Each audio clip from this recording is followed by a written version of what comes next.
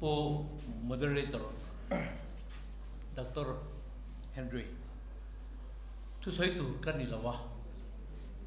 lom Thusawi tu kania ilau sai sual palni Bhavan nei tluanga chunga kan loma local khom zong te kan MLA te kan senior te kan thalai te voina hemi hun ron ngai tha thei turen local kan lom em boka in chunga lom thu ka soya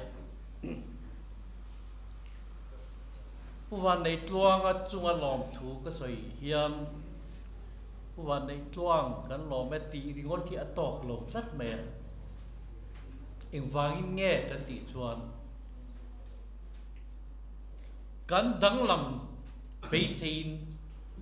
he huna hina local ni ZPM pa hian Congress hi in danglam theyengem in ngai dan te in thil lo khiat thin dan te in politics khel dan te heng hin danglam theyengem min tian chumi kan chan na chu ke ma dia oma kan party oma ni ke chuan kan ram hian siam angai awangin kan sarkar angai tlat boxia wang hian kan tanglam angai ani kan tanglam ange ti hi kan chan na tur niin karia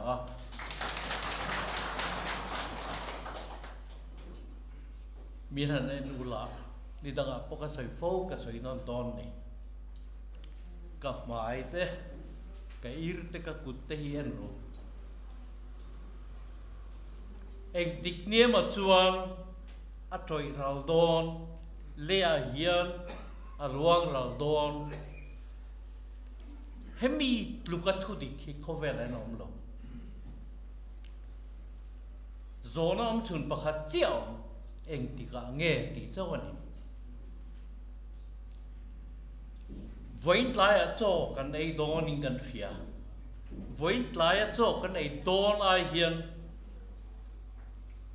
kan thi nge tur hi chiang zo voin a hian thi lo tur ra om ne in fia kanom em pakhat ma khanom lo eng tika nge ti chaw hi ni chu wangin kan tan hian he khovela kan nuna thil kan ti theya he ram ti danglam thei khop he laya hian chakna ngai tuana kan nei ni si chuan Congress hian in thanda turin thakwa chau om to hemi hun chu hi chuan I vir lo de meang kan candidate te laka po Purit ini lawang hitu kan tingam turani helai chawa soi lo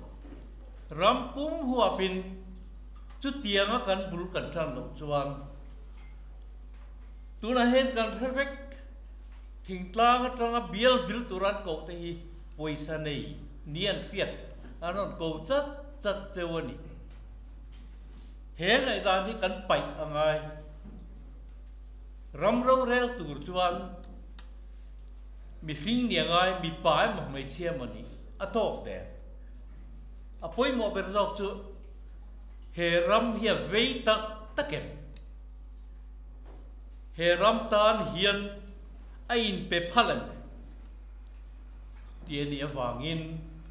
kan rapi pui zong te na kangen du chu Bhavan nei tlongan helaya min wat se ka anna kan tia ma sengin kan that pha don ani chu tiang ni lo se nga nge heu ni kan man ni chin dar so pakhat tang kan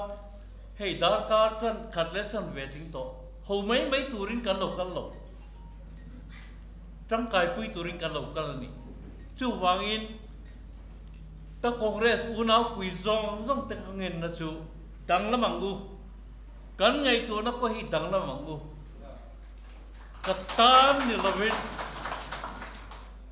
Mizoram me puitan kan tu le fa kan chuan lo lom le turtan hin I dang lam nga mangbu he thakolek hun chunga enge mo mai thang hel da hian kum nga kan ram ro rel na mumal lawin a siam vek thei ti hi kan phia a chu wangin keimani a hian khalam pangkha ida bo vekila voina tanga in tranin keima lam hi chu kain phale kan ram ta kan bi pui ta ka thok tawang tin candidate tura kan hual te kan som te thain kangen na ani hei hi puwan nei tuang lo kalawanga congress ina kan hlok puina bertur ne ta hi ta wangin lom thu sei pain ani le kan mi pui zong zong vena local hei kan khual tra pu asia tawate heng te teng hiam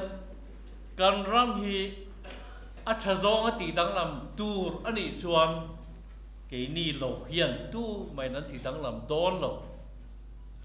mizofa lo nan ti dang lam don lo German ho an lo kalanga no ti dang lam don lo Japan ho an lo kalanga an ti dang lam don lo ke ni he ni ti dang lam ka mang bu tin ka nge cheu ni ka lo me